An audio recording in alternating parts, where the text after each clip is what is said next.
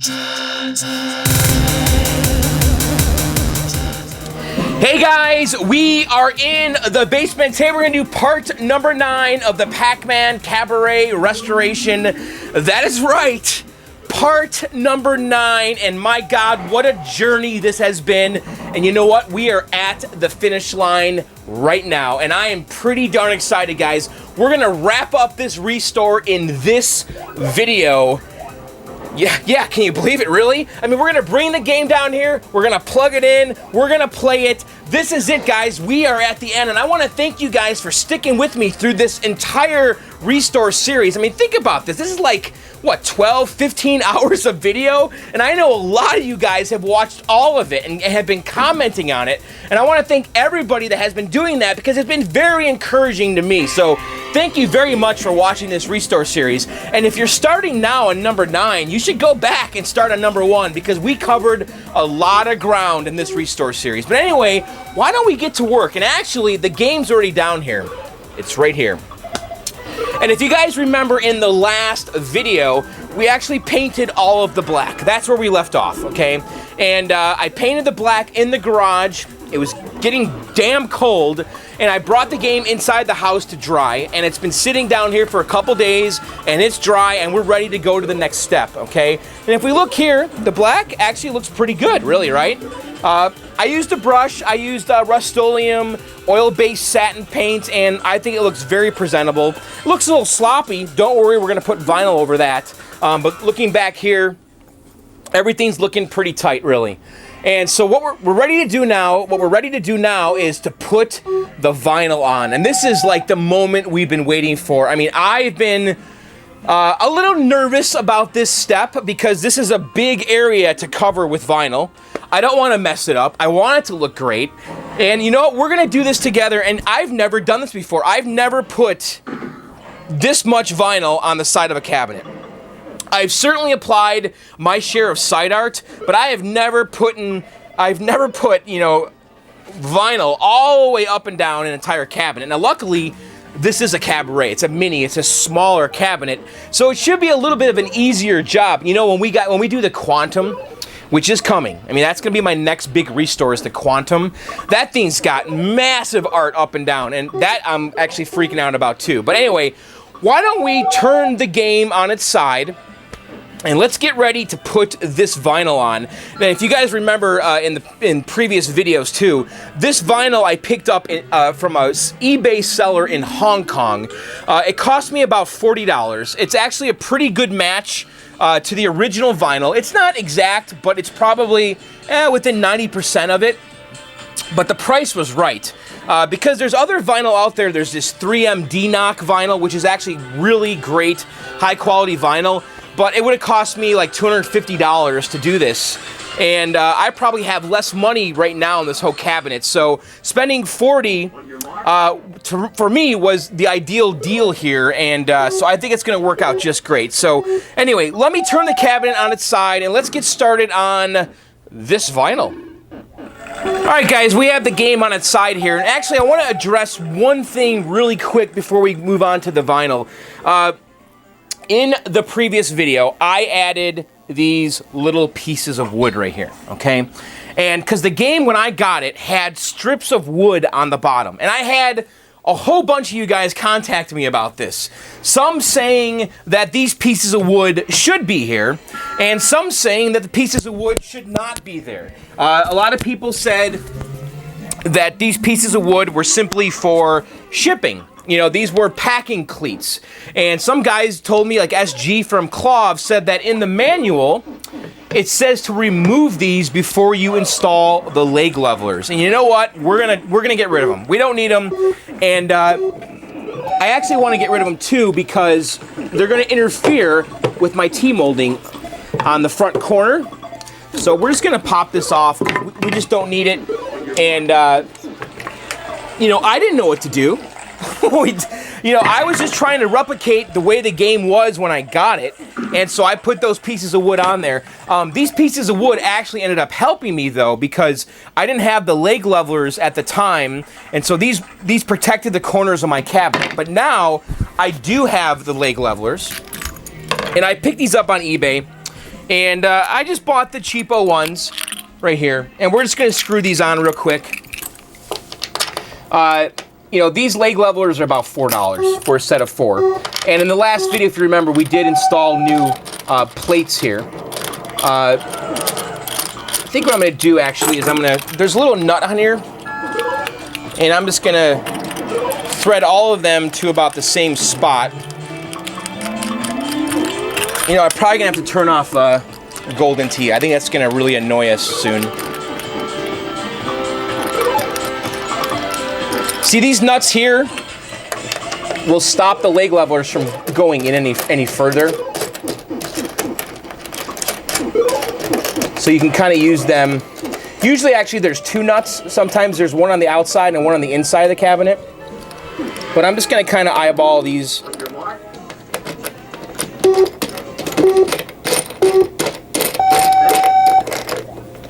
We might have to come back later. I usually try to elevate the cabinet a ½ inch or so, or 3/4 of an inch, maybe even almost an inch off the ground. Not always, but that looks actually pretty good right there.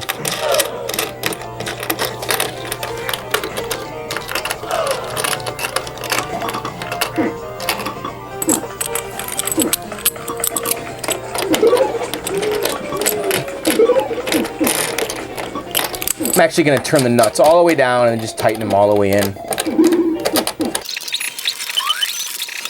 But it's really nice with the new hardware here, because we've got brand new leg leveler plates and brand new leg levelers. So these are going on like butter. If I was sitting here trying to deal with the old rusty crap.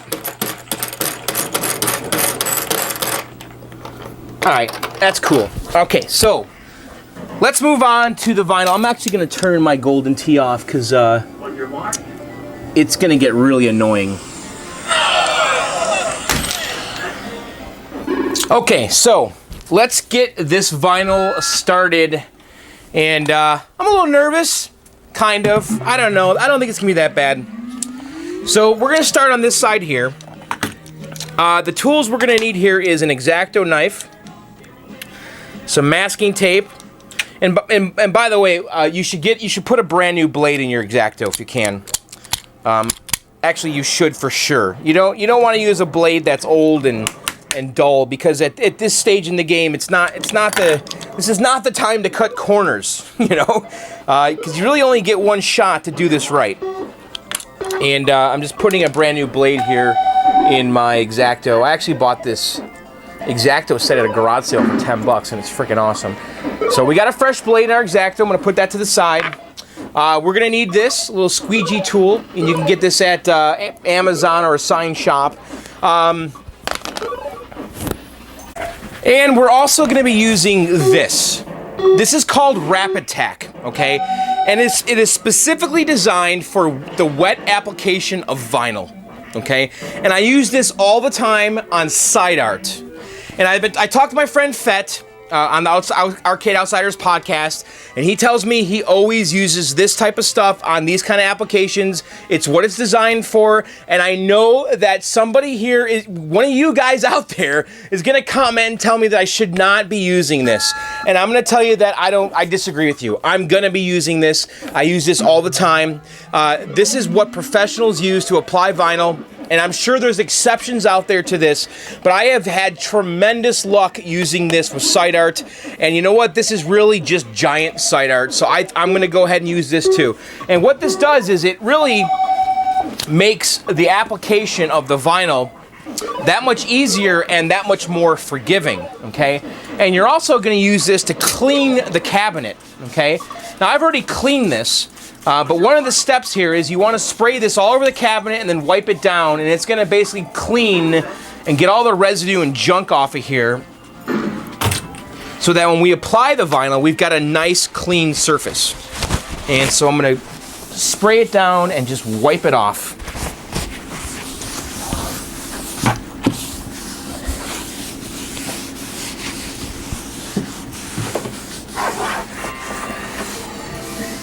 Okay, now,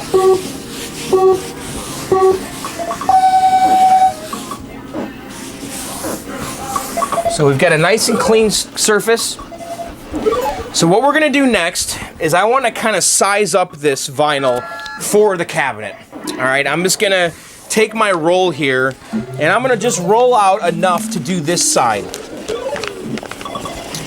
And then we're gonna trim it down on the other end.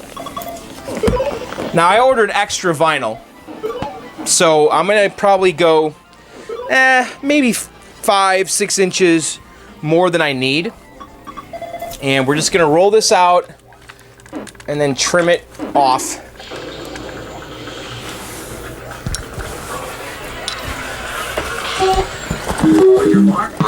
Just start the zookeeper. Okay. So I'm gonna come out a little bit and then just kind of cut this off.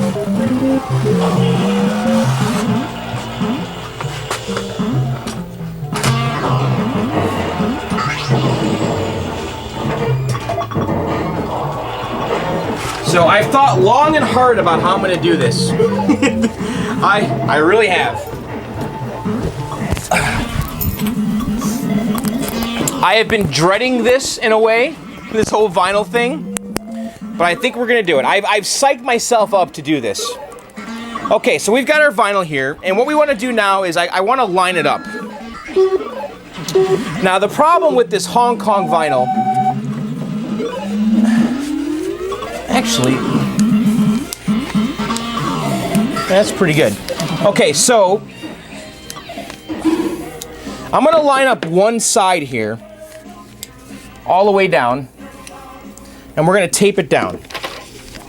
And I'm gonna let it hang off the bottom, and I'm gonna let it hang off the top, because we're gonna trim that away after we apply this. I'm not too happy about these wrinkles in here. What's up with that? So, you know, this is cheap Hong Kong shit. My God, my butt is starting all these games.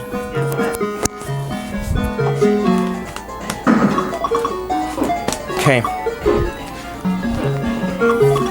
So I'm gonna use this side here.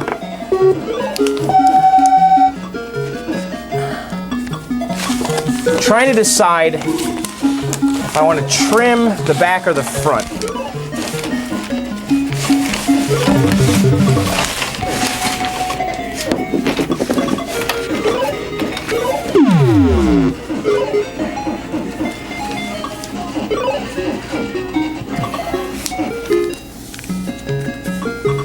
And I'm just lining this up with the edge here, and I'm letting the back hang off. I've got about an extra inch.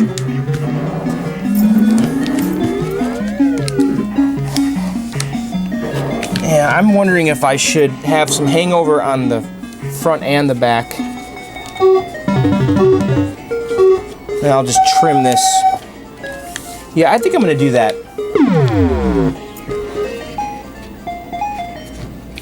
Okay.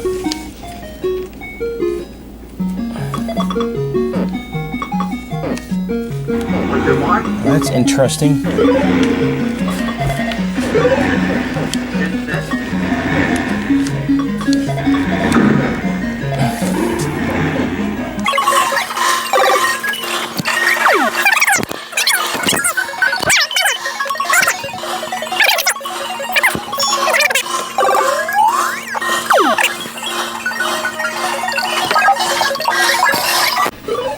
Okay guys, I kind of lined up the vinyl on here the best I could, and it was actually very hard for me to get it kind of square on here because the cabinet doesn't seem to be very square, to be honest. It's like it's narrow down here than it is up there.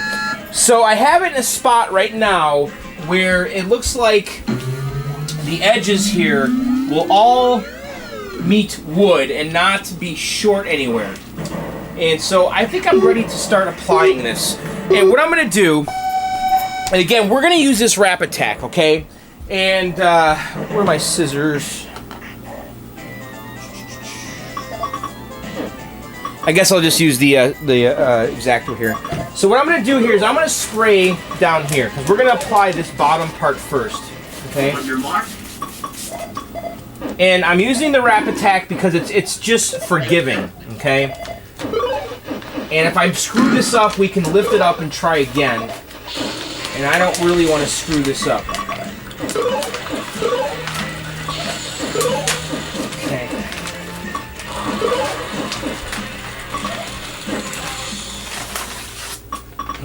So we're gonna go ahead here. I really need my squeegee, but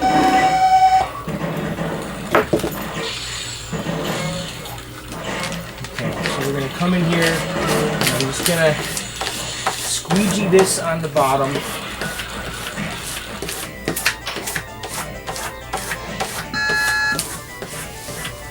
Okay.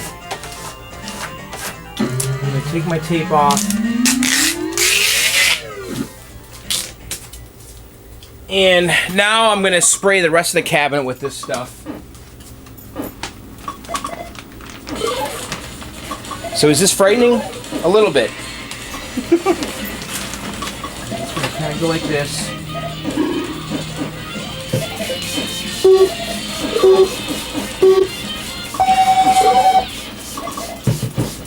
Okay, I'm gonna come in here, peel our paper.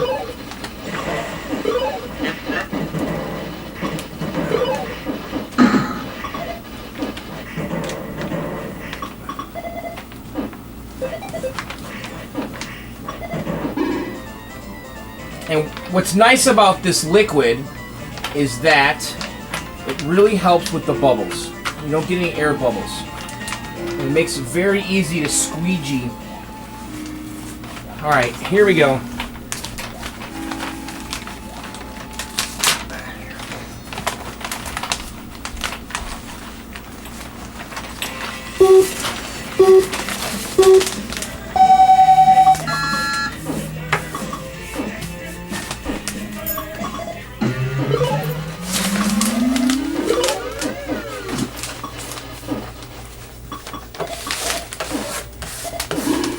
And I'm pulling the paper as I go here.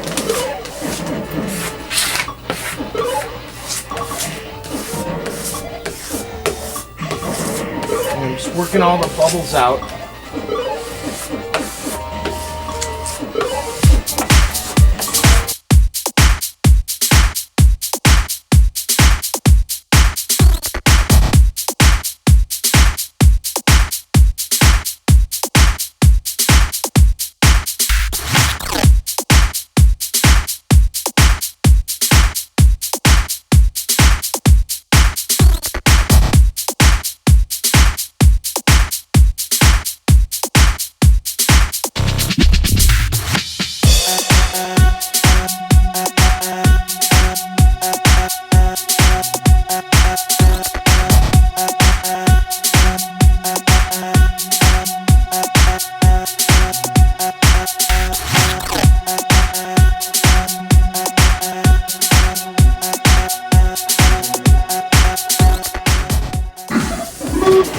Okay.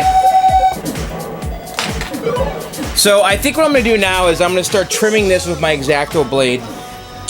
And I'm just going to come in here and use the cabinet as my guide. They can live, but they will find no one. Nothing left to do but run.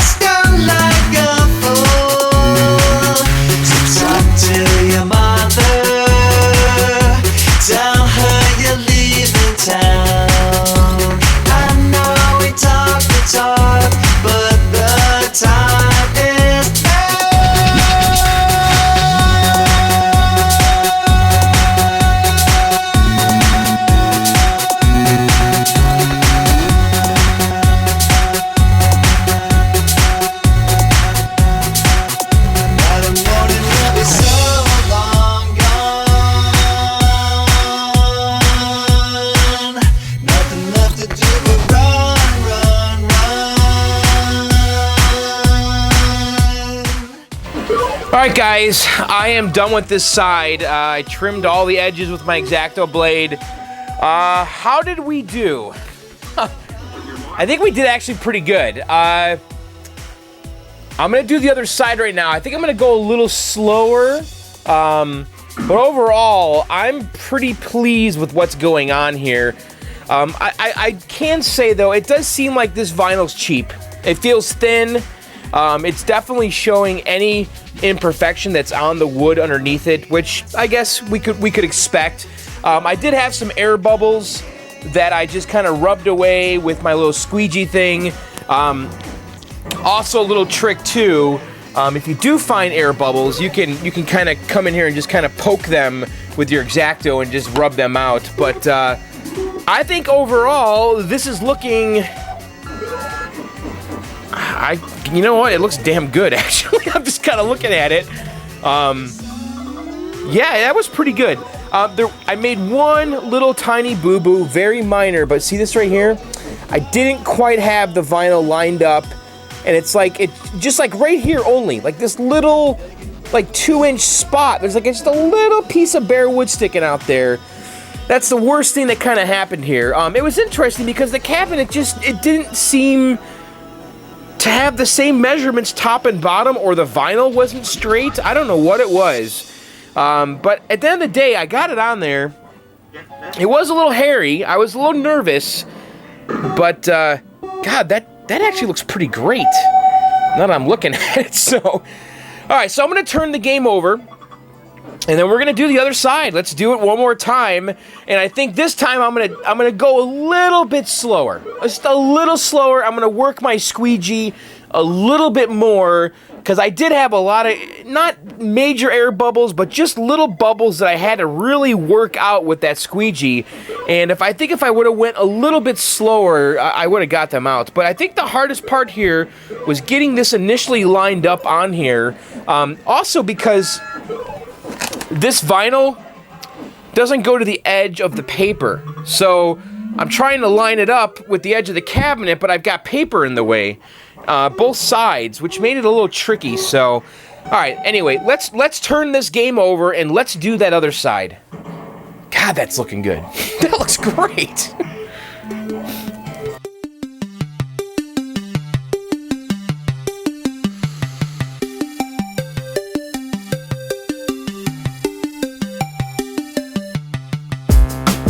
Don't swim too deep, just lie with me.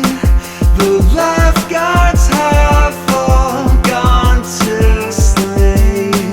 The last 2 weeks have been hard as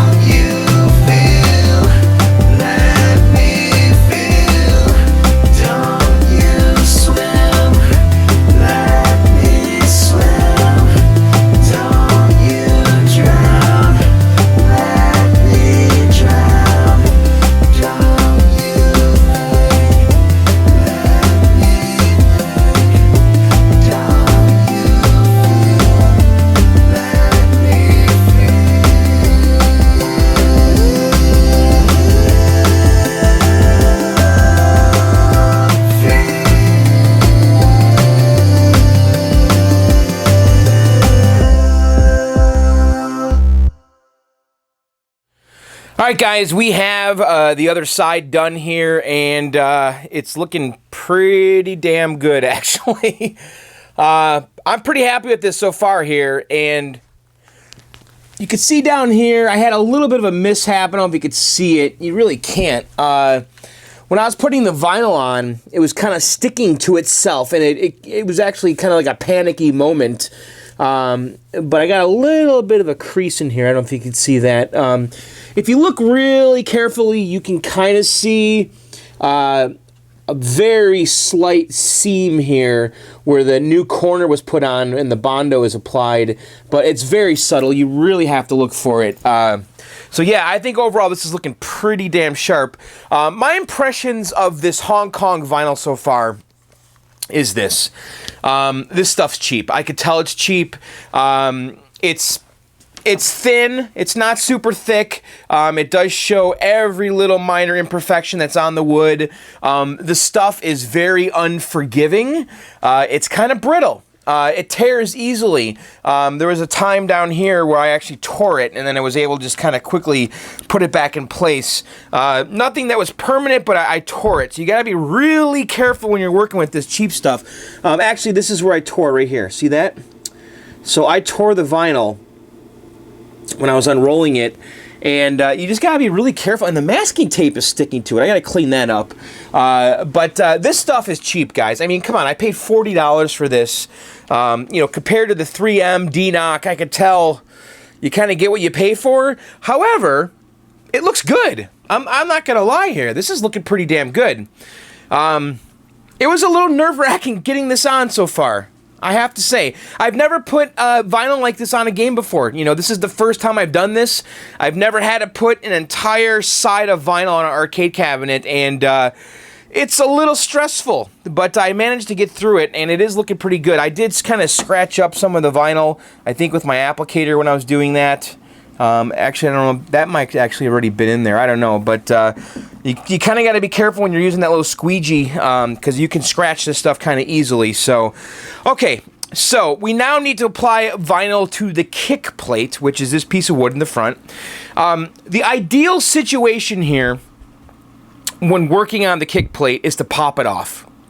And a lot of times it's, you know, just nailed in or stapled in from the front, and it just kind of pops out forward.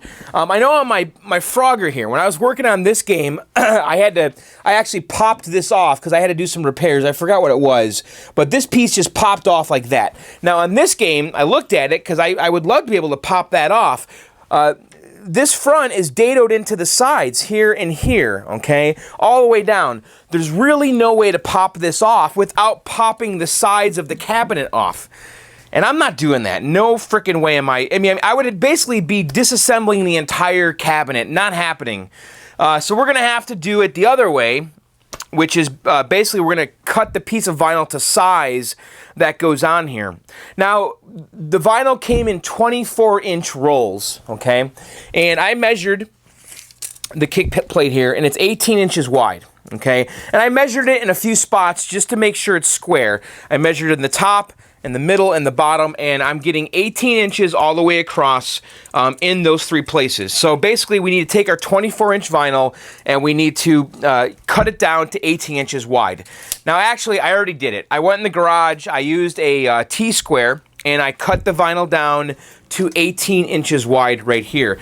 What is nice about this vinyl is that on the back here, it's got these lines. Okay, and it just so happened that 18 inches was pretty much from this line to this line. I actually cut it just a little shy of 18, maybe 17 and, you know, 15 and a half sixteenths, but it's not quite 18 inches, but I use these lines here to keep things straight, and I think I did a pretty good job. I used my X-Acto blade.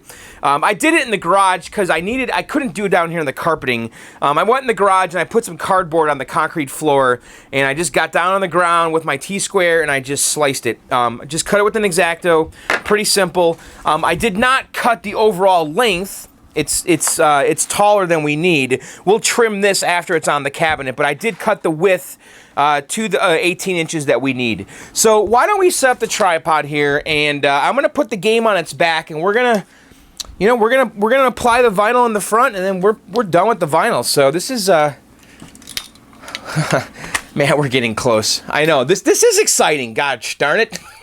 So, all right, I'm gonna put the game on its back, and then we'll get working on the front there.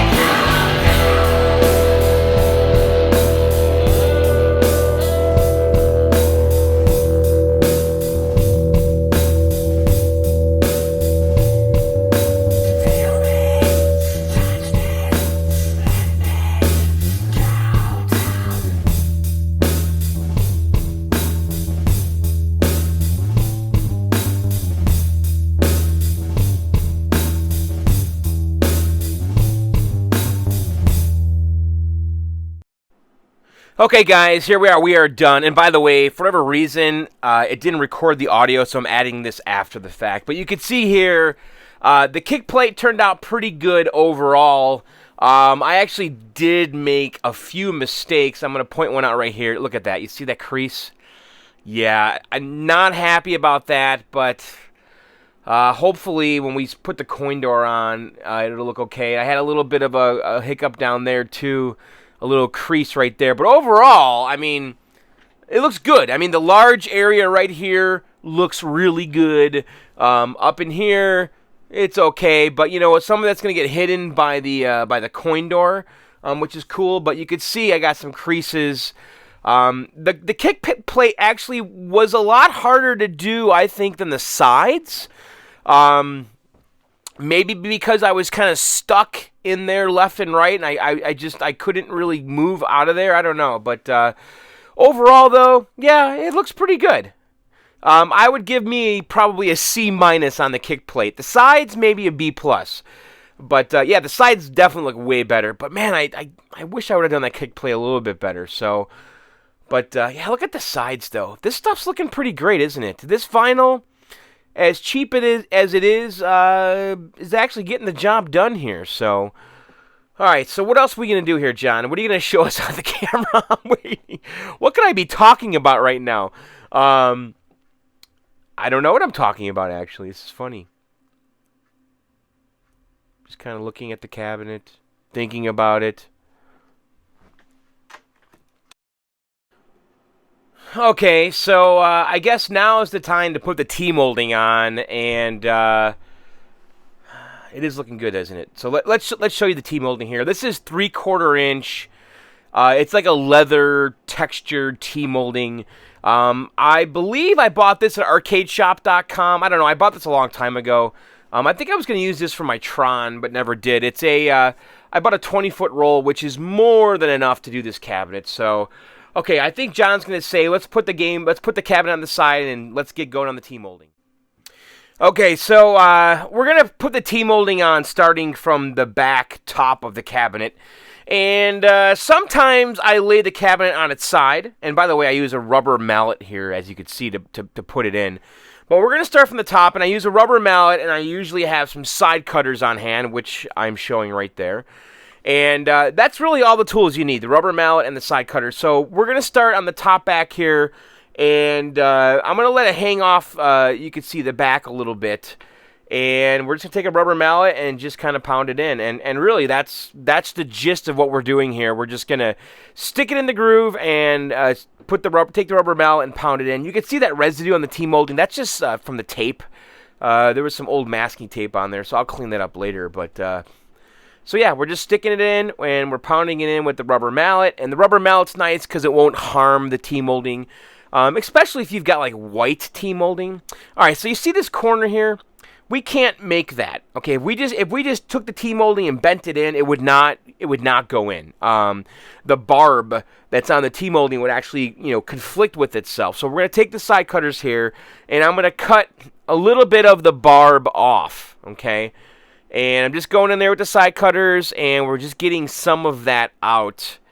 And that way we can make that bend. I really wish my arm wasn't there, but you guys can kind of see I'm removing some of that barb with the side cutters. I usually use my flush cutters, which I also use for soldering, but they're great for this application here. So I remove some of the barb there, and now look at that. We can make that corner. Pretty awesome, right? And again, just taking the rubber mallet, pounding the T-molding in, and we're just going from top to bottom. And again, this time we're doing it with the cabinet upright. A lot of times I do it with the cabinet on its back, but this time around we're doing it with it up. And I think we can make this turn without removing the barb. I don't think we can, maybe, yeah. We're going to have to remove some of that barb on that corner there. And again, just going in with the flesh cutters and just cutting some of that barb out. And this cabinet's not that bad. You're going to find a lot of cabinets out there with tons of crazy curves, and you'll be doing this quite a bit. There's really no other way to get around these corners than by removing this barb. And the barb is the piece on the T-molding that goes into the groove. And you can see there we can make that corner. I think we need to remove a little bit more. I'm kind of bummed. I don't know what happened with my camera. It didn't, for a reason, did not record this audio, so I got to add it after the fact, which is I've never done before, so it's a little awkward. A little strange to watch myself here and comment on it. So yeah, we're pounding it in. And really, this is it. I mean, we're just going to just pound it in and keep going. Luckily, the groove is cooperating right now. It's not stretched out or anything. You can see I've got that little inside curve there. I usually take the hammer sideways to push that in. See that there?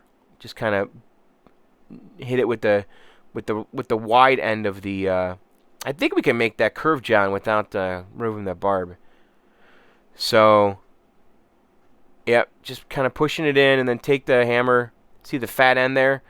I use that in the curves all the time, because the normal hitting end usually won't go in there. So, all right, so we're gonna go ahead and take this curve here, and really just that's all the cutting we need to do, and we're just gonna keep pounding away and get this T-molding in. So we'll go ahead and just speed this up a little bit, because really it's pretty simple. We're just pulling it and tapping in with the hammer with the rubber mallet, and then now we're gonna get to the bottom here, and we need to go around that bottom corner. So what I'm gonna do here is I'm just gonna trim enough of the T-molding away so we can make that turn, because we need the rest of the T-molding to do the other side. So I'm just gonna take my side cutters and just cut enough so that we can still make that corner on the bottom. And then when we tilt the cabinet on its back, we're going to finish the T-molding on the bottom. For now, we're going to leave it, and then we're done with this side until we put the cabinet on its back. So now we're going to move on to the other side of the cabinet. Okay, so we're ready to start the other side here, and just going to start it just like we did the other side that we started. And I'm going to come in here.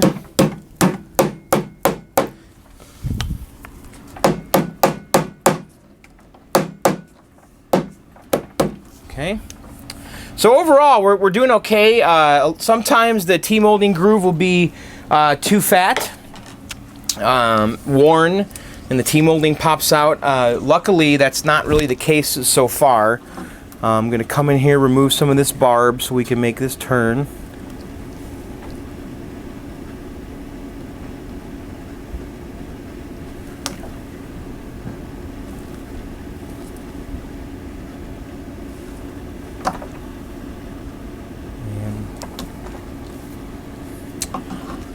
Sometimes. Okay.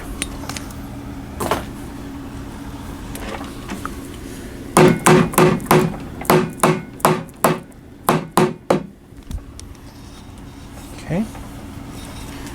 And we're going to start working on the front here. And again, we're going to have to cut some material away to make this corner. This camera here so I can get in here.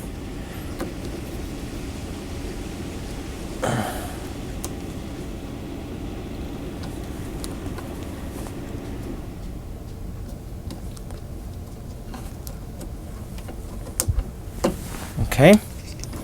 And we should be able to make that corner.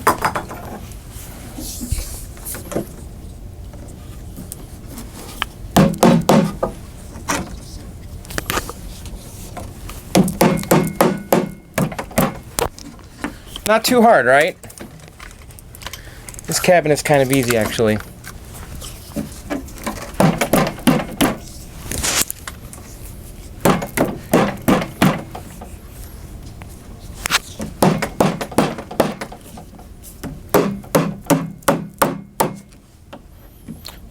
Trying to be careful here about my vinyl.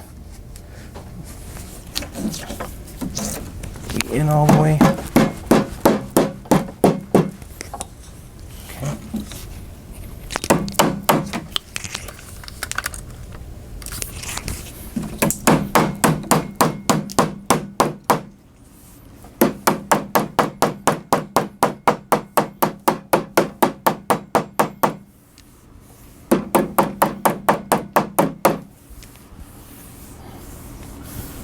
Going on there real nice. Okay, so let's rotate the cabinet. Let's work on the front now.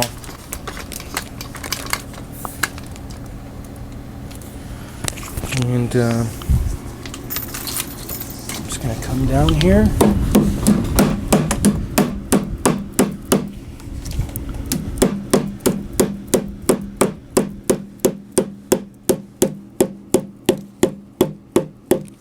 Okay.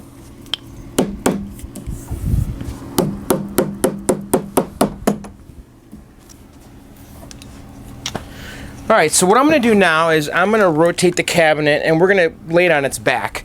Before we do that though, actually I want to trim that T-molding down there. I want to get the excess off the bottom.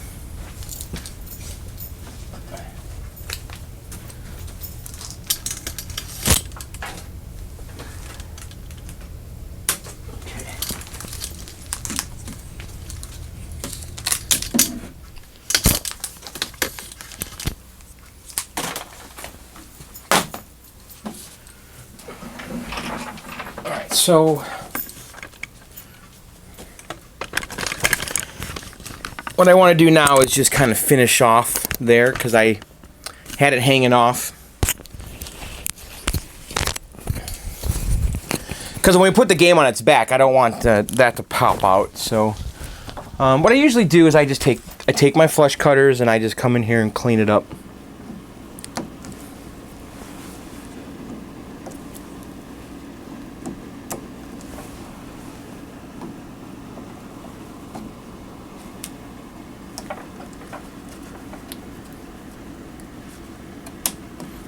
Okay, that looks pretty good. And then we'll come over here and do the other side.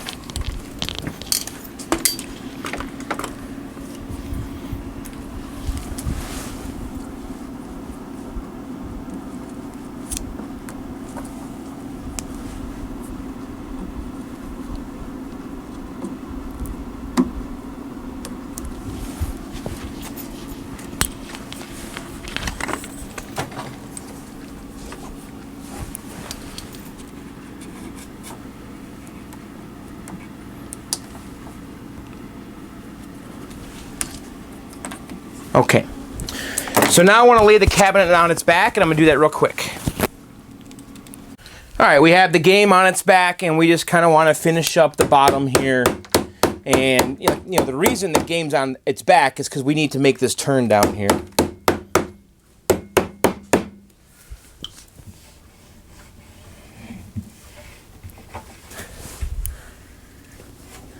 I'm just kind of looking here because T-molding is it is kind of pushing some of my vinyl away. Okay, so there's a groove down here, and I'm just going to cut this. And on the bottom here, I don't need to be too neat. I don't want to cut.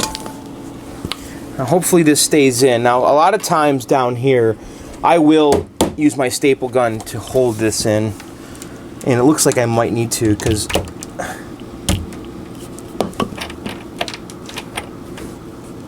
yeah, I think I'm going to get my pneumatic stapler. I don't like that.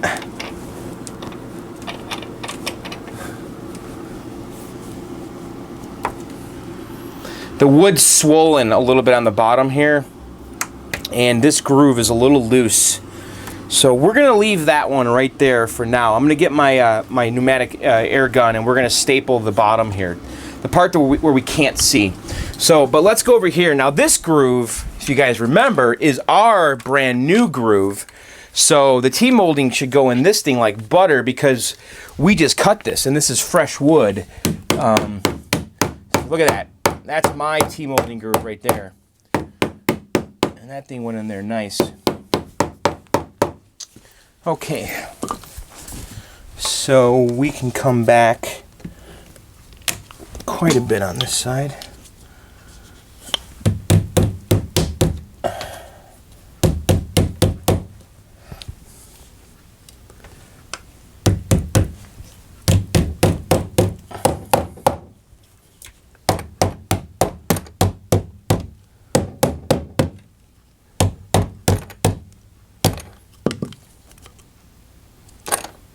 It's in there pretty good.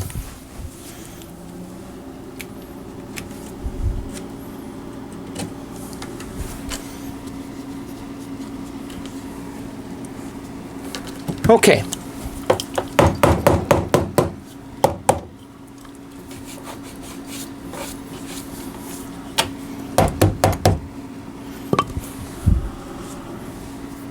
I've got some of those nails here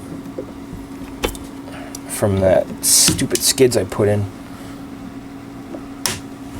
Alright, I'm gonna just grab my air gun, and I wanna throw some staples just on this little guy here, just to keep that down. And I actually do it this way a lot on the bottom here, because it just keeps that whole bottom neat when you've got a little bit of swollen wood like we do there. So, alright, I'll be right back.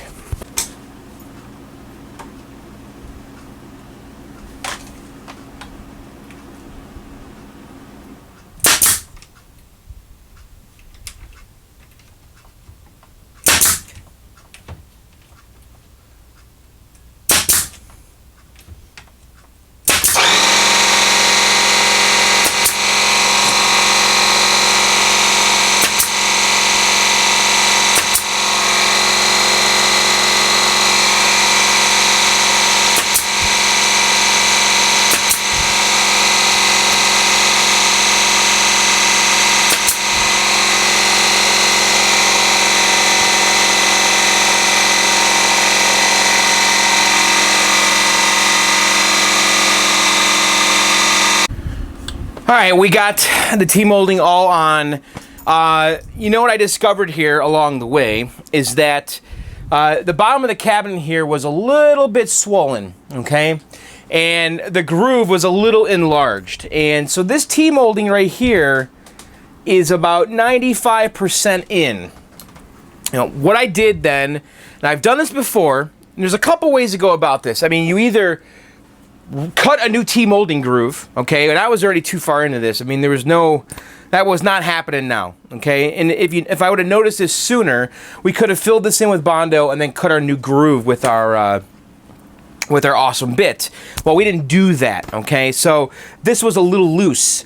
In the past, and it was loose again because the wood, you could see it's getting fatter as it comes down here, and it just, you know, it took on some moisture over time and it got a little expanded there. You know, we could have cut the corner off and put a new corner on just like the other side.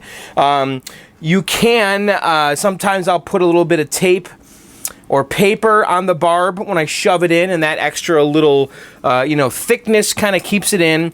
Or what I do sometimes, which we did here, is I'll just pull this back as tight as I can and then staple it on the bottom, and it looks good. It is a little loose, but it looks fine. You can't tell. So that's what we did. You know what? We could sit here working on this game for the next 3 months if we wanted to. You know, I mean, at some point here, you just got to say, you know, I mean, short of buying a new cabinet here, I mean, we're trying to save this 30-year-old cabinet, and we're doing the best we can with limited time and resources, and I think that this is absolutely fine. And you know what? I'll never even think about it once this game is standing upright, which is going to be right now. So let's stand it up here. Okay. And let's take a look here. What's going on? Oh, man. We're almost done, guys. We're almost done. I've been working on this game since the summer, man. It's almost Christmas. So, all right, let's take a peek here at our work. The T-molding looks pretty good. What's interesting is we see a little bit of the particle board here. I'm tempted to take a Sharpie and cover this up, but I know that if I do this, one of you guys is going to yell at me. I don't know which one it's going to be, but kind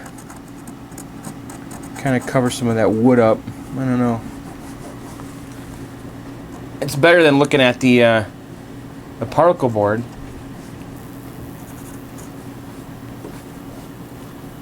Okay. But yeah, overall, you can see there's a little bit of a gap here between, it's barely noticeable.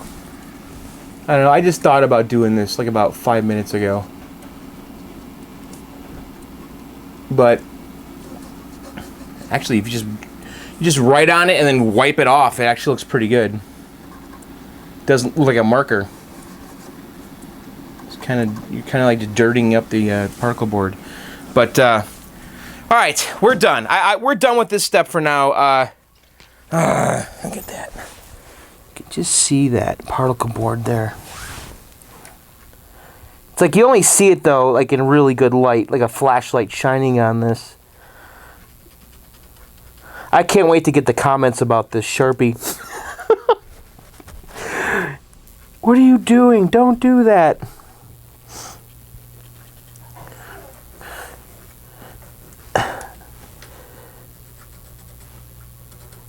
This corner here, man.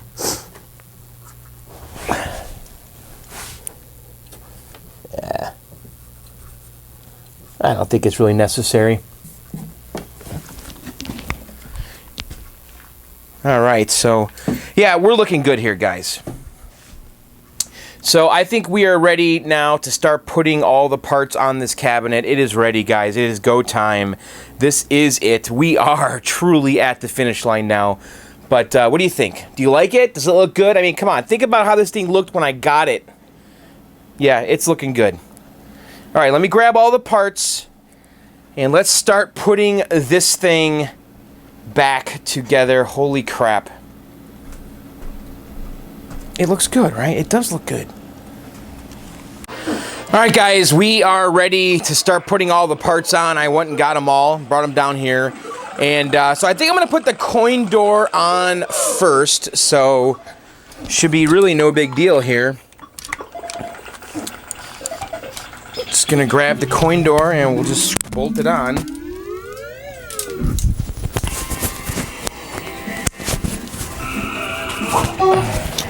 Now there's holes here that we covered with the vinyl, so I poked them through with my X-Acto before. And we're just going to go ahead here and just line it up. Now, you'll notice I did not restore this coin door. Really just ran out of time. So I'll live with it for the winter, and if we don't like it, I will strip it and restore it in the spring. But actually, for an original coin door, doesn't look too shabby. So, all right, there's just 4 nuts that go on the inside here. So we'll just go ahead and install these 4 nuts, and then we need to make our connection with the Molex.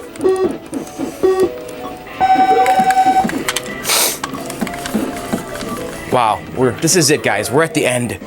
So, all right, so we're just gonna put a little nuts in here. I think one of these had a ground wire. Don't remember. See, that's the monitor. I want to say there was a ground wire that went over here. Maybe not. Yeah, I guess not.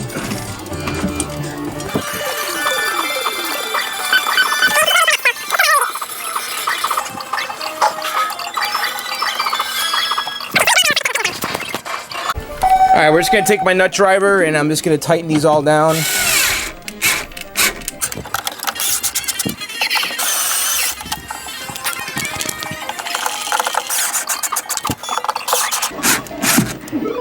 Okay. Coin door is on. Now we need to make our connection with the Molex connector. And it's kind of hard to screw these up. Usually the Molexes are all unique. Here's the 2 Molexes. One goes to the control panel and the other goes to the coin door. And the coin door is a 9-pin, and here's the 9 pins. And they only go on one way. They're keyed. They actually, some of the holes here have unique shapes. And so you'll have circles and then these kind of like look like tunnels or something. So it only goes on one way. Alright, so we've got our connection at the coin door. That's on. Looks good. I think I want to put the monitor in now. So let me set up here and let's grab the monitor and let's get this in. We got to put the monitor in through the back, if you guys remember. So let's come back here.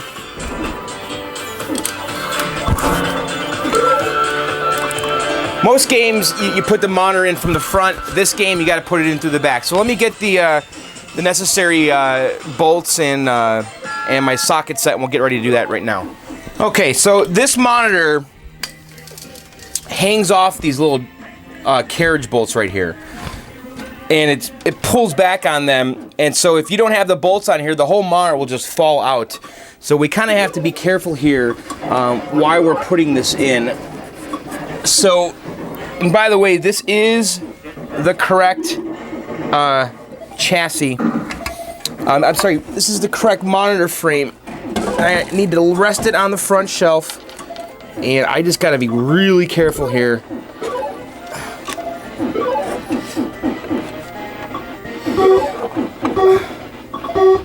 Okay. If you guys remember in one of the first videos, I did not have the proper monitor frame. Because this game didn't come with a monitor when I got it. I ended up getting this monitor from a friend, and it had a monitor frame that was for an Atari, I think Centipede Cabaret cocktail. And it didn't have the mounting tabs on it like this does. And so SG on Clove saw my video, saw how I had to basically rig something up with another frame that was not for this monitor, and he sent me for free the correct 13-inch G07 monitor frame that you see right here. So SG, thank you, pal. We now have the proper frame.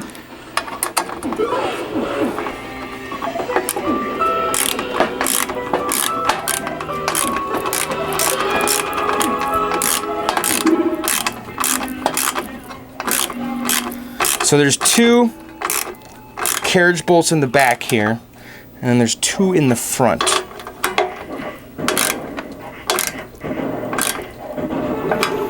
But really, this is what's doing all the work. The ones in the front really don't do jack. Just kind of keep it in place. Alright, so the monitor is in. Woot. Let's go to the front and just take a look how it mounts in the front there. Kind of show you guys.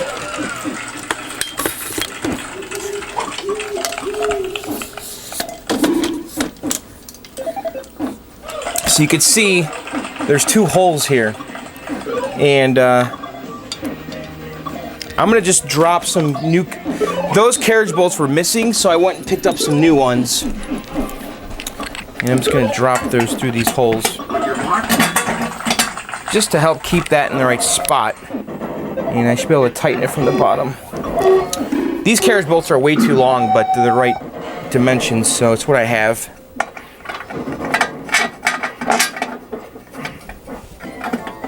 Okay. And I'm just going to come underneath here and tighten this down.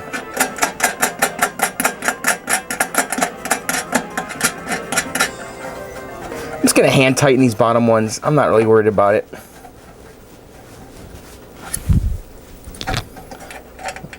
I have to go get my deep socket set otherwise.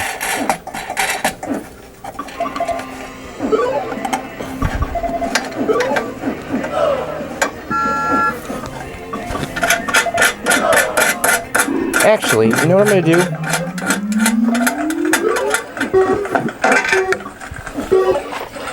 I did find one of the right carriage bolts on the bottom of the cabinet, so I'm going to use one of those. Oh, I know why I bought the long ones.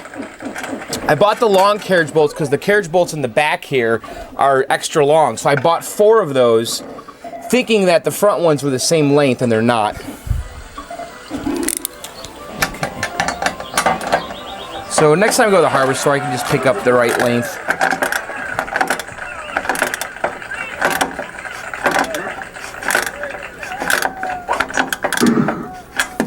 Okay, that monitor is really secure in there. So, okay, so why don't we go in the back and make all of our monitor connections. Okay, so we're ready to make our power connection and our ground connection, and we're also ready to plug in the video signal cable that goes to the monitor. So bring this down in here. If you guys can see this, our power is right here. Okay, so we'll just go ahead and do that. Okay, and there's a ground wire. Here it is. There's a ground wire over here that just kind of, you can see this, it just clips on to the frame, the monitor frame. Okay. All right. And then our video connectors, there's 2 of them right here. We've got, this cable here has RGB and I think ground, and then this little one has the sync signal. So I remember this was kind of tricky to get in here. Let me see, I don't know if you guys can see this, but I got to get my hand up in here and just plug this guy in.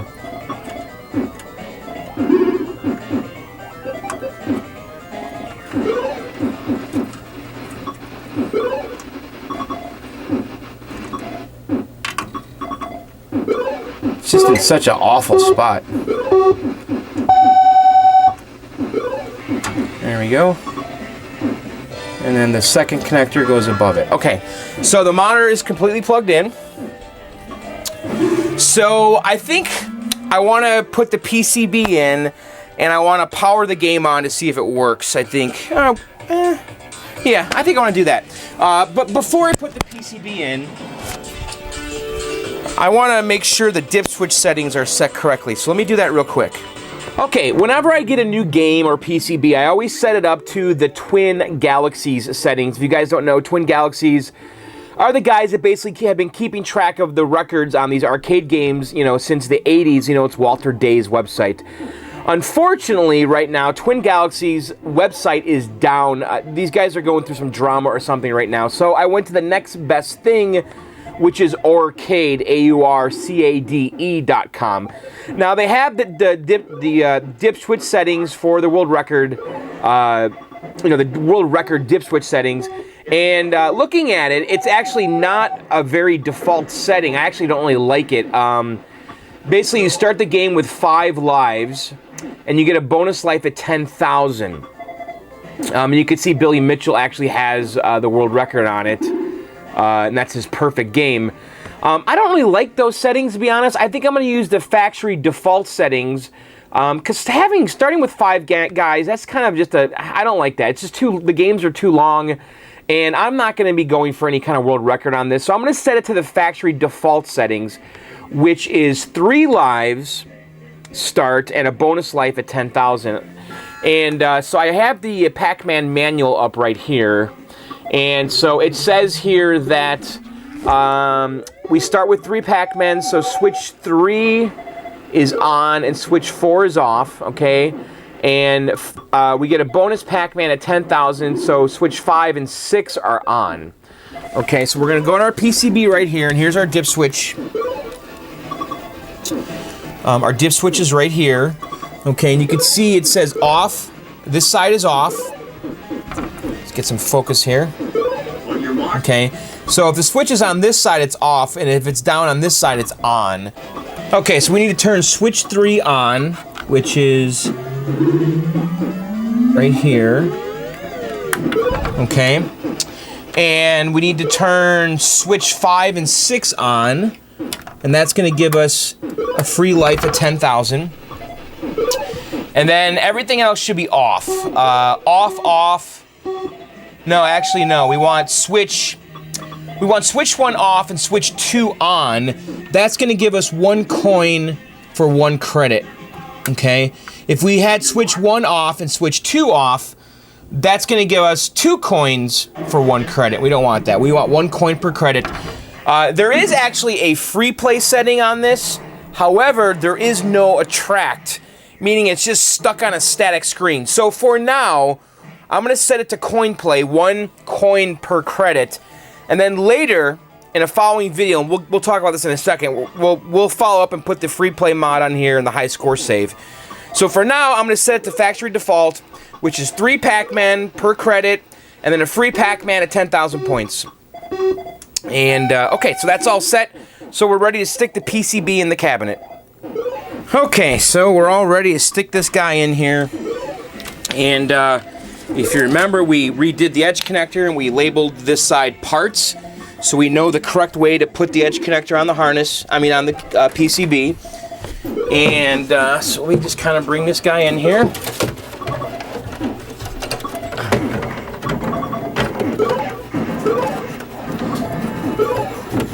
And this thing just kind of slides in here and then locks up on top.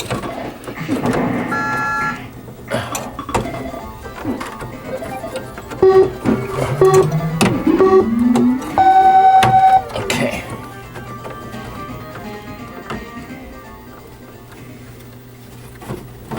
That looks like it's in there pretty good.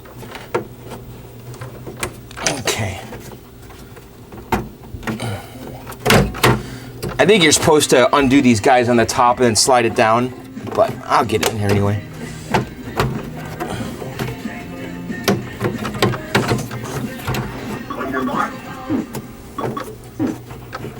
Okay. There we go.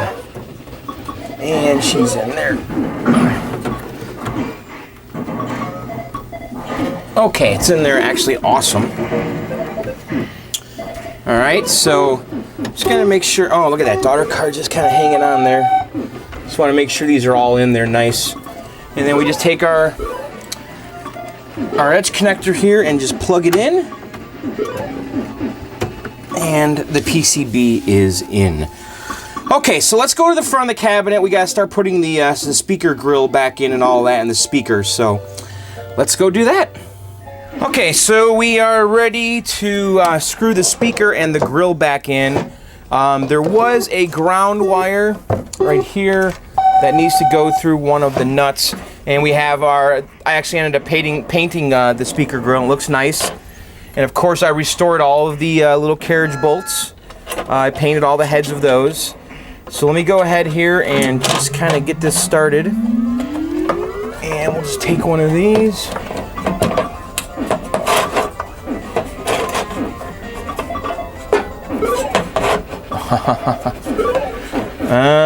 John. You know what? I did use the wrong bolts, the wrong carriage bolts for the control panel.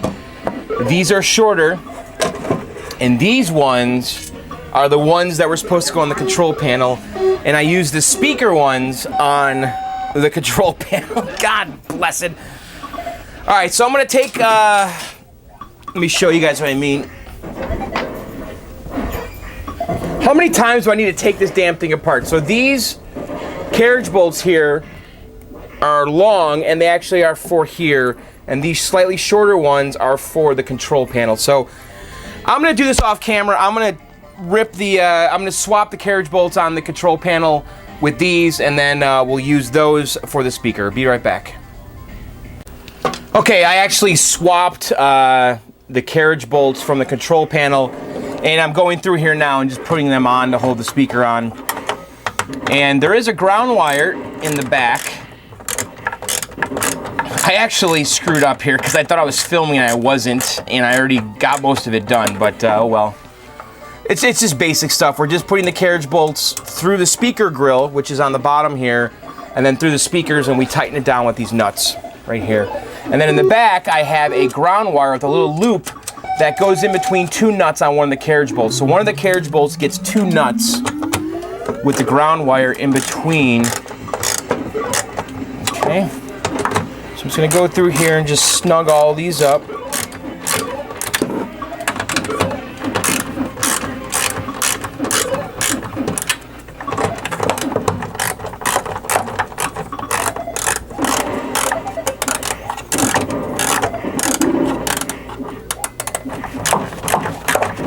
Okay, so the speaker is all installed.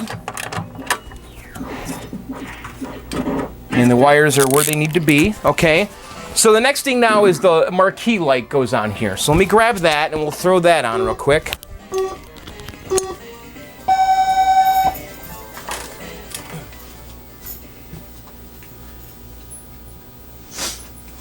Okay. Now the marquee light is just this piece of wood with these 4 bulbs in it. And I'm guessing it goes like this because the Molex plug is on this side. So it just goes on here. Yeah, there's a little cutout for the speaker. And then there's a Molex plug in the back. And let me just make sure I can make that connection before I screw this down.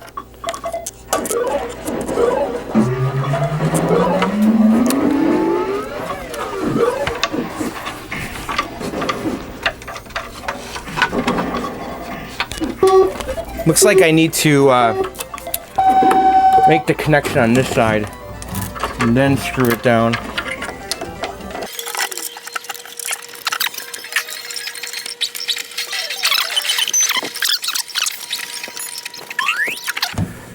Okay. Goes on there like so. And we still got our Molex plug in. Okay, so there's 2 screws. And by the way, I did clean this thing. It was filthy. I just took some Windex to it, and it cleaned right up. And there's just 2 screws here that hold this guy in.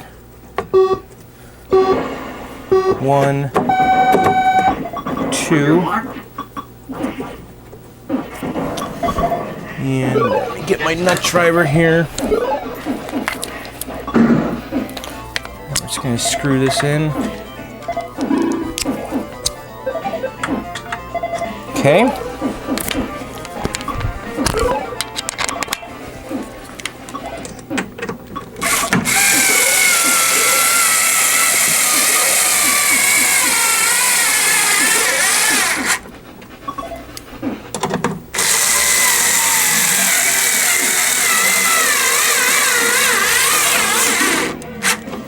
Okay, and if you guys remember in an earlier video, we replaced these bulbs. And I had what kind of bulbs are these? I think these are 161s. Yeah, these are 161s. I had these on hand.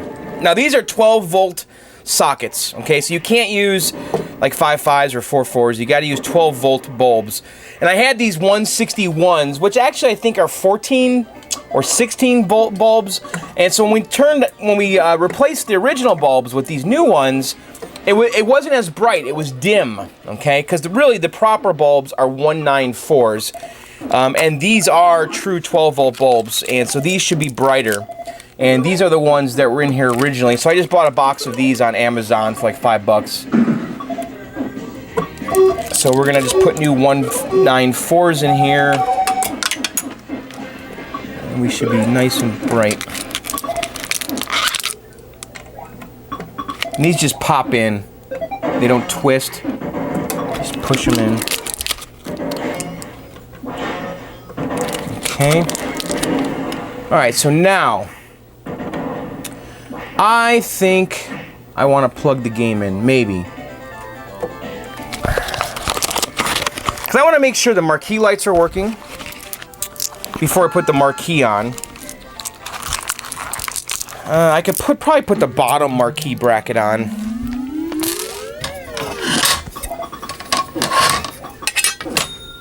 So we've got these two brackets here. One is a top and one is a bottom.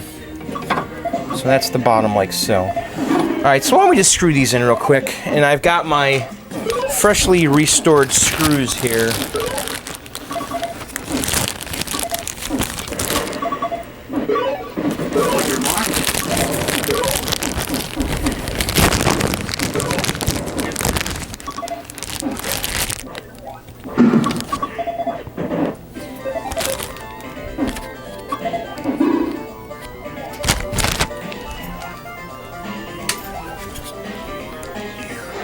Looks like I might be missing a screw. I've only got 5, and I need 6. Okay, so let's put the bottom one on. Make sure. Yeah, that's the top. Okay, so I'm just gonna start these here by hand, and then we'll use our nut driver, our electric screwdriver to finish them off.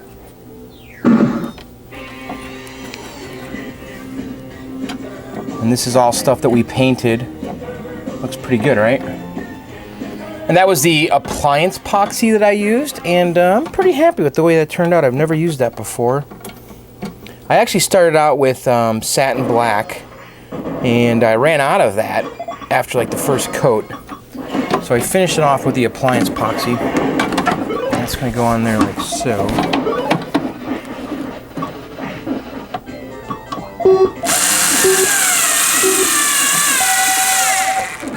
Okay.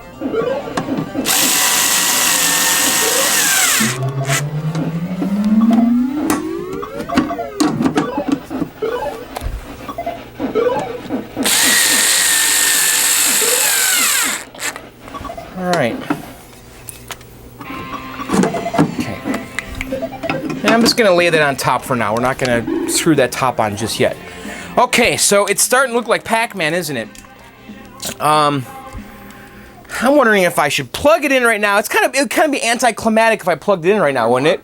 I kind of want to have like everything together and then plug it in. So, yeah, why don't we do that? Let's put everything on. Who cares? I mean, I just got to check these bulbs up here, so we got this off, so we can do that.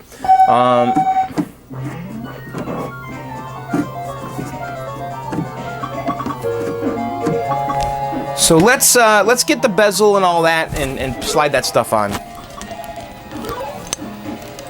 Okay, so over the monitor, this plastic bezel goes, and I already cleaned all this stuff up. There was some gooey remnants on here. I got most of it off, but that just kind of slides in there like so. Okay. And let me see if there's a top or a bottom here. I think actually... No, that's not right. Actually, it is right. It drops in, I think, here. Is that right? Yeah, that's it. Is it? Let's think about this. How does this go on here? Either drops down like that. Yeah, that's it. Okay. Now I should clean the monitor here before we cover it up. Actually, I should have done that before I put this on. And I do just clean the monitors with Windex. I cleaned this when I first got the game, but you know, we've been working in the garage, and this thing's gotten dirty. Just dust and crap on it.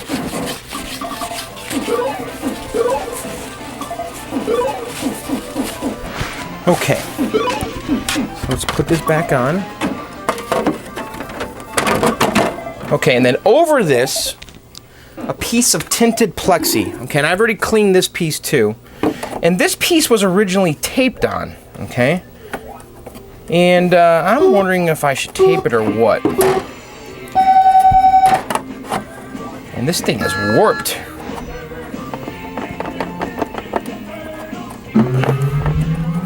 I'm gonna try to just...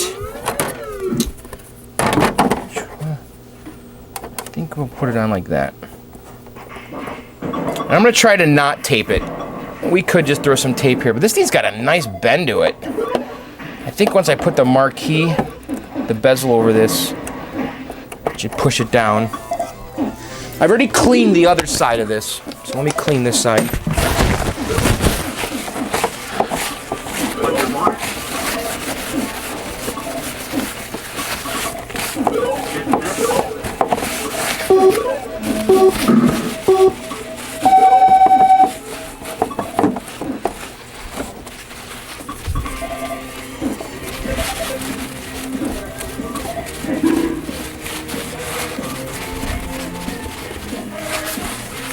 Okay, guess that's okay.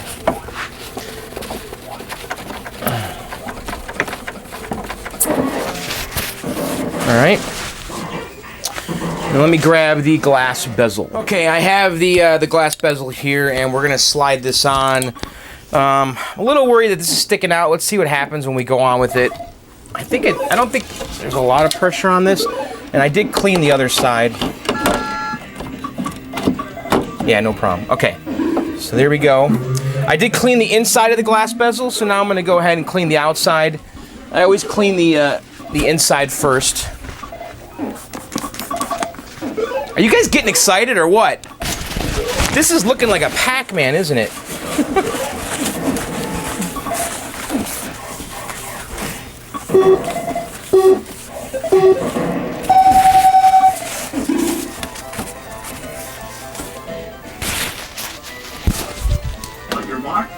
We've only got one more thing to do, guys, and let's put the control panel on.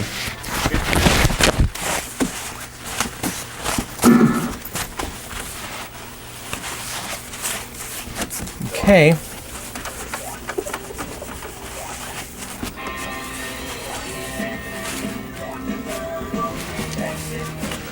Looking good.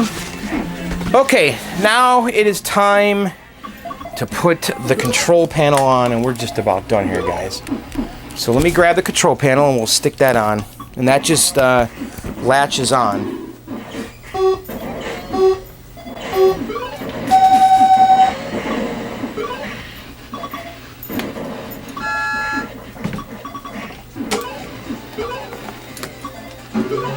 So I'm making my connection here with the Molex, the control panel. And hopefully we put the joystick back together right. Okay. This just comes in here. And then there is a piece of metal that goes up here. Let me get that. Alright. On your mark. So this, let's look at how this goes.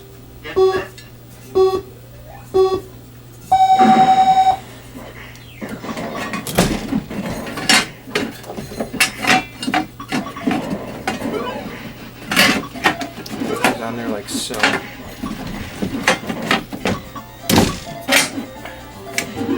And I'm not gonna screw this in yet. because I want to make sure that our control panel is working right.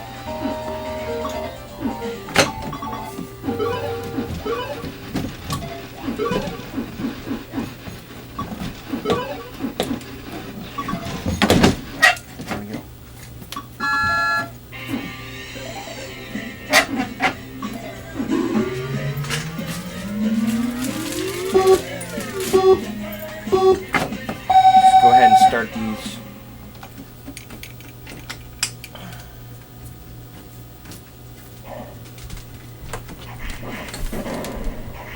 The purpose of this piece of metal here is to just prevent you from being able to, it's got security screws on it, so it holds down the bezel. Okay,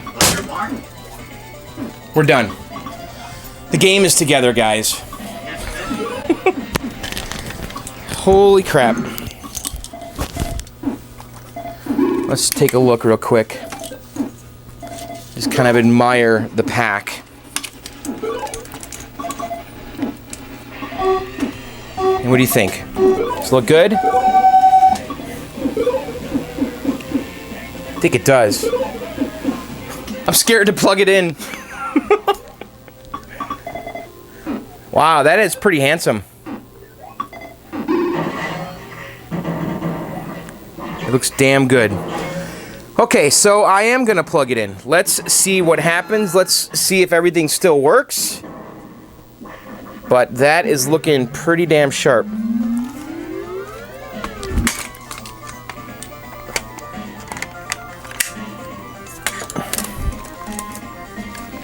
Okay. All right, let me go plug it in.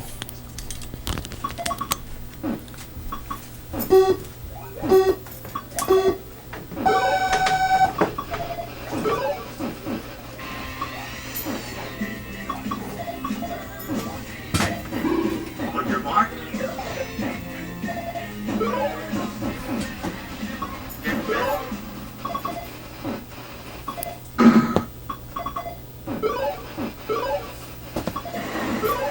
Okay, our marquee light looks good, and the game is on. There you go. Oh, you know what? Remember we got the interlock switch here. I got tape over it. And when we put the back door on there, it's going to be much better.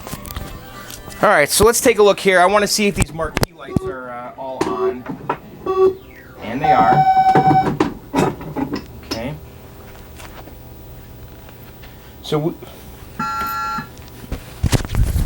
we can go ahead and screw down the top marquee bracket. All right, let's see if the game works.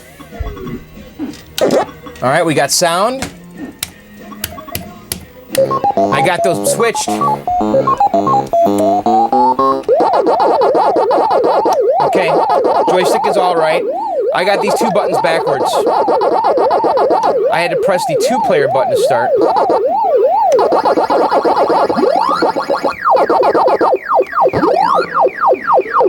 But yeah, she works.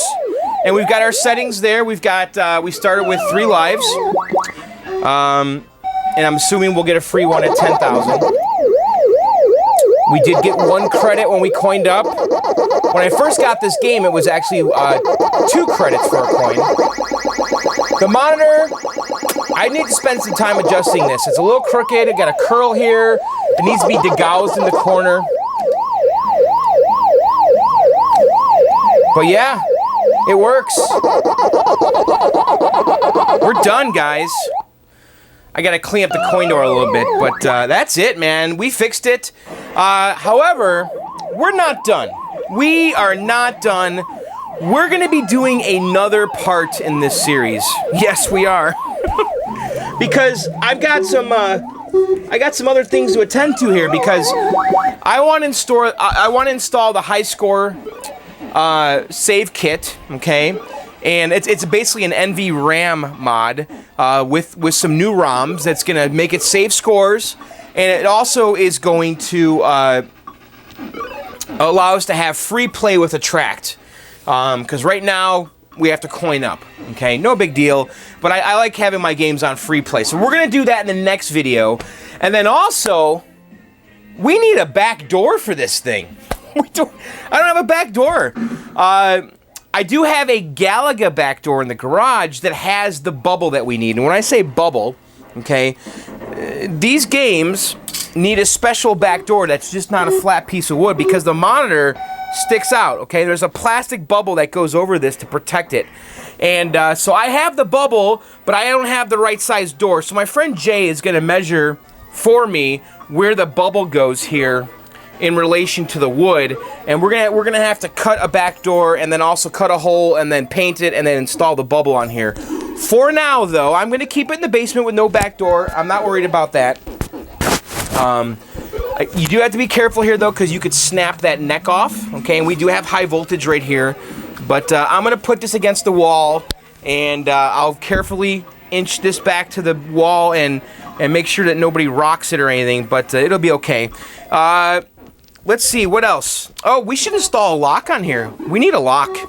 That's the one thing we need. I gotta tighten these down too, but damn, that looks good. Let's just look at let's bask in the Pac-Man. What do you guys think? Did I do okay? I mean, let's review here. What did I do wrong? I mean, I had a few missteps, I think. I think the vinyl, I did actually a good job. And at the end of the day, the vinyl looks good. Is it perfect on there? For the most part, yeah, you'll never really notice it. I know that there's a few mistakes I made, like over here. See that little crease, okay? Can't see it from here, can ya? But it's there, okay? My Bondo work could have been a little bit better.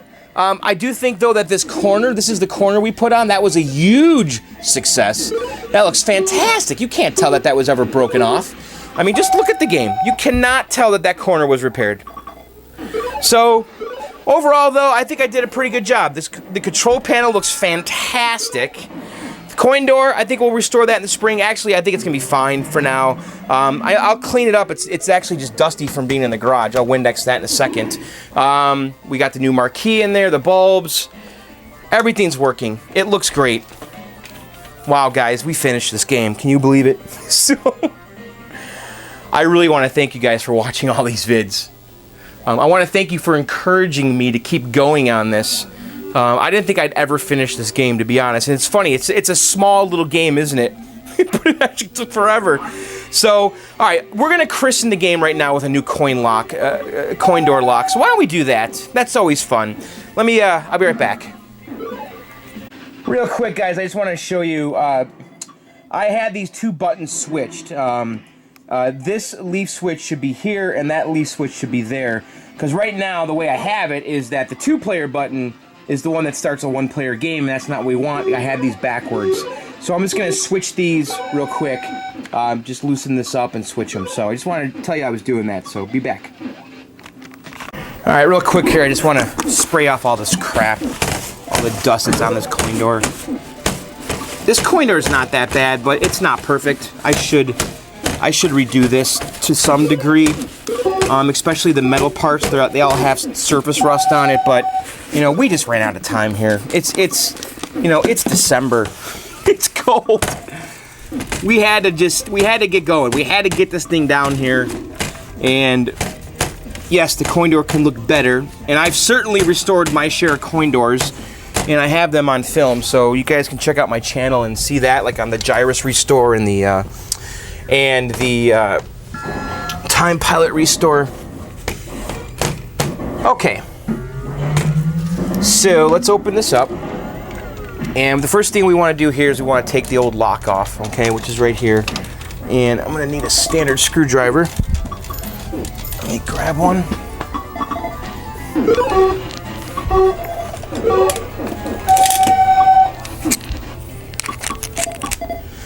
And I have to change the lock because I don't have the key to this lock, okay?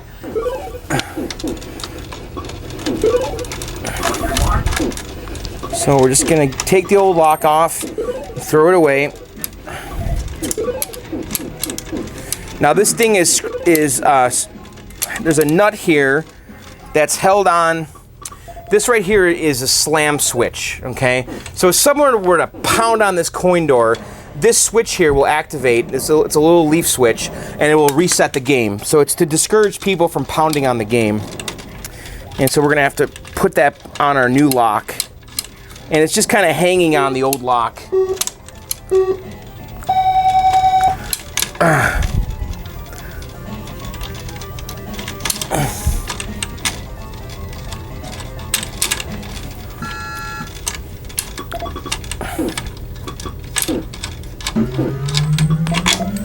Okay, so now we're going to take our new lock, and I always buy the same locks. I buy, these are Illinois double bit locks.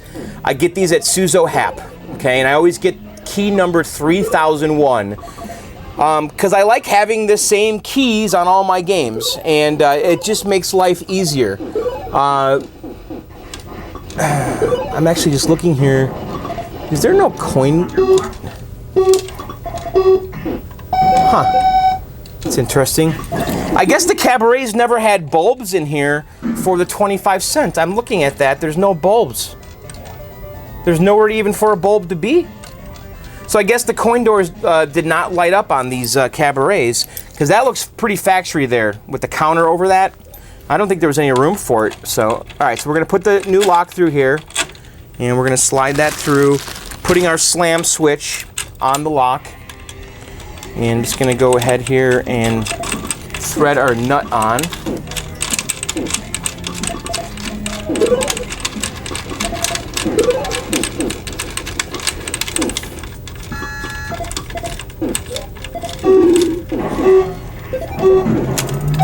Okay. And I'll just take my channel locks here and just snug this up a little bit.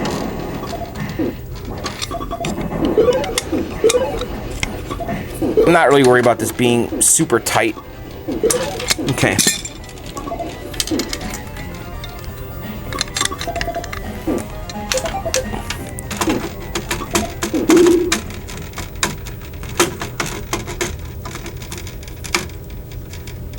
On your mark. Okay. So the next thing you want to do now is take the key out. Take it out, okay? When the key is out, it's in the locked position. All right, and this is the easy way to put these locks on. It's in the locked position right now, and that's the locked position. You see that? Because this is the piece that hits the door here, and so this needs to be stuck out like that, and then we just screw this little screw on here, and we're done.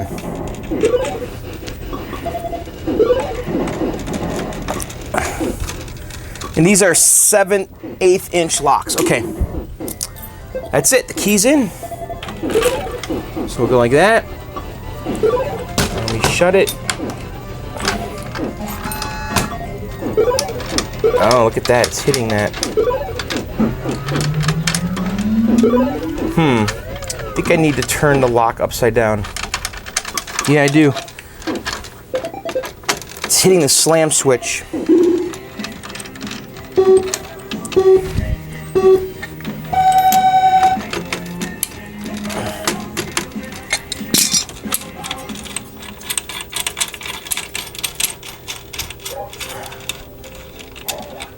Okay, let's think about this. So if we pull this out, I pull this out and flip it.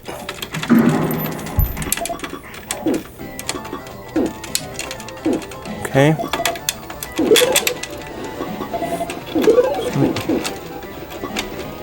Yeah, okay. Now the little arm will go up instead of down. It couldn't go down because that slam switch is there.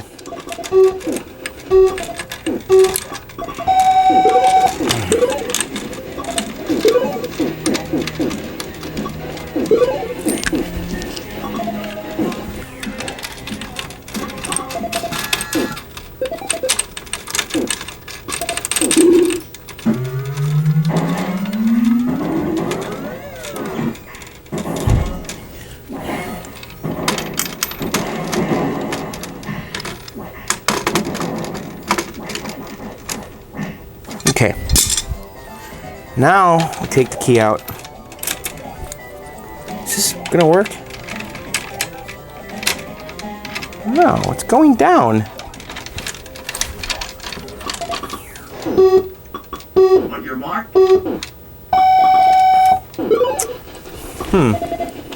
It's the same.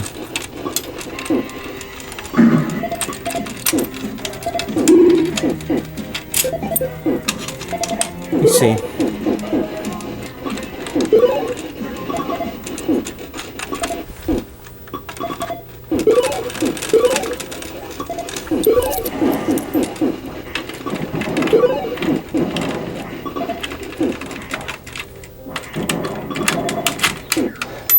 Still goes down.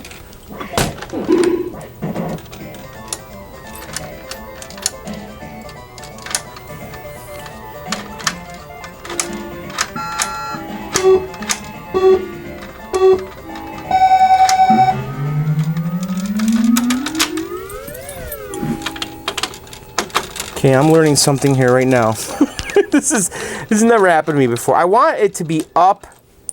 I think I pull this piece off here. I think there's a way to do that.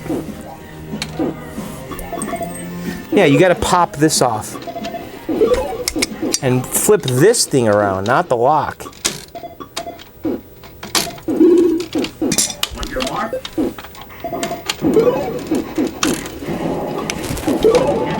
Pretty sure that's what I got to do. If I can figure out how to get it off.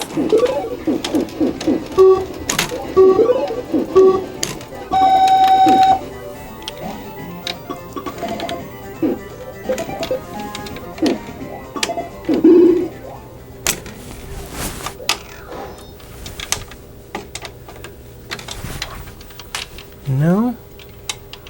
Maybe I'm wrong. The key's out. Well, it goes down and then up. And I'm looking in here. I actually think that is the right way. I think it is the right way. I think I need to just bend this a little bit. Maybe this requires a longer cam. I'm trying to find the original hardware here. So here's the original one. Okay, yeah. Look at that. That's what it is. The original was bent. Let me see if I can just use the original here. Yeah, okay. That's all it was. John, you dummy. The original was just bent out. And that allows it to clear. That's all it is.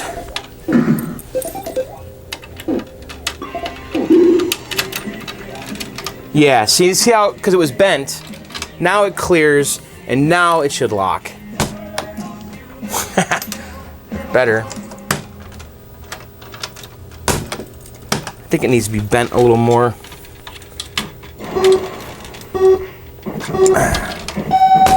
There we go. That's all it was. Bend it in a little bit. There we go. All right, guys, that's all that was. Wasn't that fun watching me try to put a lock on? So, oh my God, we're done. We really freaking are. So, okay, that's gonna be it for this video. I really want to thank you guys for watching this restore. It has been quite the journey. So now I got to find a place for it in the basement. I actually have a place in mind. I'm going to put it next to Tempest over here. I'm going to slide my freezer down, and it's going to go right there below the John's Arcade sign. So that's my plan. Yeah, you know what? I tell you what. Why don't we do that together? Why don't I put this in place before I let you guys go? But let's just kind of bask real fast in this. Oh, it looks so good. All right, I'm going to clean up, and then let's put the game in its place. Look at this mess I made down here. This is why I work in the garage, not in the basement. Look at that. Okay, I'll be right back.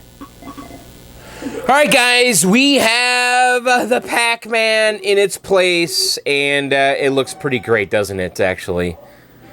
So, yeah, I squeezed it in. I am so out of room down here, but I moved my little freezer down. And it fit in actually pretty nice. So when you come down the stairs, actually the first thing you see is the Pac-Man. And I think that's a pretty good first impression, right? I mean, everybody loves Pac-Man. I mean, if that's the game you're going to see first when you come down the basement, I kind of like that. It's kind of cool, actually, right? So So when you come down, oh, Pac-Man, you have Pac-Man. Yeah, I need to clean that up. But I had to move all that crap out of there that was to the left of the freezer, so I'm going to throw most of that out. But anyway, yes, Pac-Man is in its home below the John's Arcade sign, and I'm pretty happy. It looks really great down here, and I'm happy to finally have Pac-Man in this basement. You know, it's kind of like, wow. Why did it take so long? Pac-Man should be in every arcade collection because it is such a standard. It is one of, if not the most classic arcade game of all time, and I really am pretty happy here with this Cabaret mini version. So anyway, that's it for this video, guys. This was part number 9 of the Pac-Man mini Cabaret restoration. I really want to thank you guys again for sticking with this series. I know it's been long, but I think we've all learned a lot along the way, including myself. You know, it's funny. I feel like this restoration, it didn't, I mean, if we were to sit down on a piece of paper and write down what we did, it might not seem like that much, but really, we did a lot. I mean, it was like, it seemed like it would never end, and here it is, December, and it's funny because my goal was to get the game in the basement before it started snowing. And you want to know something? I finished the game last night. A day has since passed. I finished the game last night, and last night was the first night of snow for us here in New England, and actually, I probably finished the game within an hour of the first snow. So, I did it. I finished the game before it snowed. So, anyway, but you know what? We're not done. We do have another part. Part number 10 is going to be coming up soon. I need to make a back door. We need to address the free play and the high score save because I really want the game to save scores. That's actually pretty important to me. So, we'll do that one soon. So, again, thanks for watching, guys. If you have never subscribed to my channel, and I imagine that if you're listening to me right now at the very end of this video, you are already a subscriber, because this is a long video, isn't it? But if you guys have never subscribed, you need to. Click that subscribe button. I release new videos every Sunday, and sometimes, hopefully in between. I'm trying to do 2 a week. Sometimes I don't, but I'm trying. But anyway, subscribe. You guys will be alerted when I upload a video. If you want to keep up with me and my little projects and game reviews and all that stuff, you gotta subscribe. And then also, I have a podcast. I have 2 podcasts. One is called Arcade Outsiders. We do that podcast live every Tuesday night at 11 p.m. Eastern on allgames.com. It's arcadeoutsiders.com. And then the other podcast is Video Game Outsiders at videogameoutsiders.com. Both of those podcasts are live on Tuesdays. Video Game Outsiders is live at 9 p.m. Eastern on allgames.com and Arcade Outsiders at 11 p.m. Eastern. The music in this video is by me and by my friend Matt. We have a band called The Kill Screens. Actually, all of the music you heard in the video is free. If you go to soundcloud.com/thekillscreens, you can download it. I'll also have links in the show notes, in the episode notes. All right, that's it. We're done for this video. We'll see you guys next time. Hope you enjoyed it. Later, guys. Bye.